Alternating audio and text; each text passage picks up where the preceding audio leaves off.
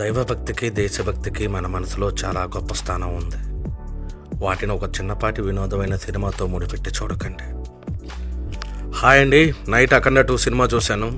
అఖండ 1 చాలా బాగుంది. అదే ఎక్స్పెక్ట్ చేసి అఖండ 2 కూడా బాగుంటుంది అనుకుని వెళ్ళాను. సినిమా బాగా డిసప్పాయింట్ చేసింది. ఈ మధ్యన బాలకృష్ణ గారు ఎటువంటి ట్రోల్స్ లేకుండా వయసుకు తగ్గ పాత్రలు చేసుకుంటూ వరుస హిట్లతో మంచి ఫామ్లో ఉన్నారు.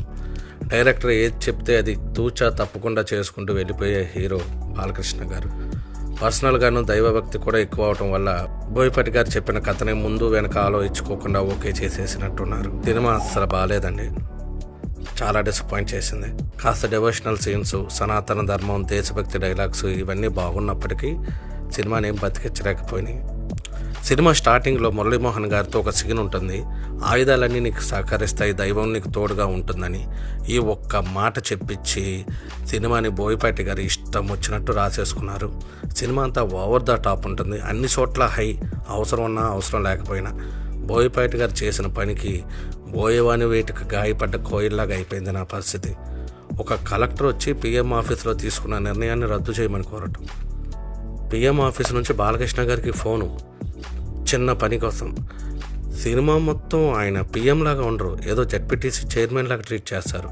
కూతురు బర్త్డే ఫంక్షన్కి ఐటమ్ సాంగ్, ఒక మిలిటరీ ఆఫీసర్ అయ్యి ఉంటే ఐటమ్ సాంగ్కి డ్యాన్స్ చేయడం, హెలికాప్టర్ ఊడిపడిపోతే ఫ్యాన్ పట్టుకుని పైకి లేపడం, చుట్టూ 500 మిషన్ గన్స్, మిలిటరీ, ఆర్మీ ఇవన్నీ ఉన్న బాలయ్య గారు మాత్రం ఒక్కళ్ళే త్రిశూలంతో ఫైట్.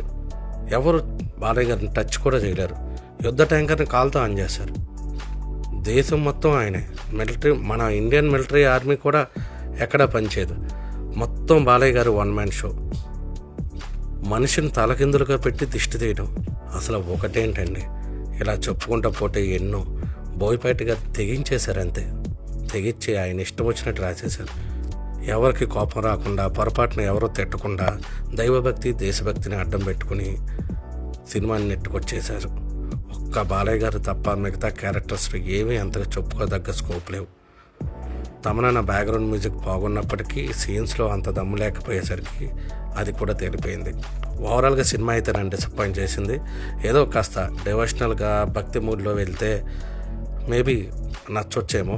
సనాతన ధర్మం అలాంటి కాన్సెప్ట్ కొంచెం మైండ్కి ఎక్కుతాయేమో, కానీ మామూలుగా సినిమా పరంగా చూస్తే మాత్రం ఇది ఖచ్చితంగా నచ్చదు. ఇది కేవలం నా అభిప్రాయం మాత్రమే. ఈ సినిమా మీద మీకు ఇంట్రెస్ట్ ఉంటే ఖచ్చితంగా మీ దగ్గరలో ఉన్న థియేటర్లో చూసి సినిమా మీకు ఎలా అనిపించిందో కామెంట్ రూపంలో తెలియజేయండి. నా రివ్యూ మీకు నచ్చినట్లయితే లైక్ చేసి సబ్స్క్రైబ్ చేసుకోండి. This is Ashok. Thanks for watching.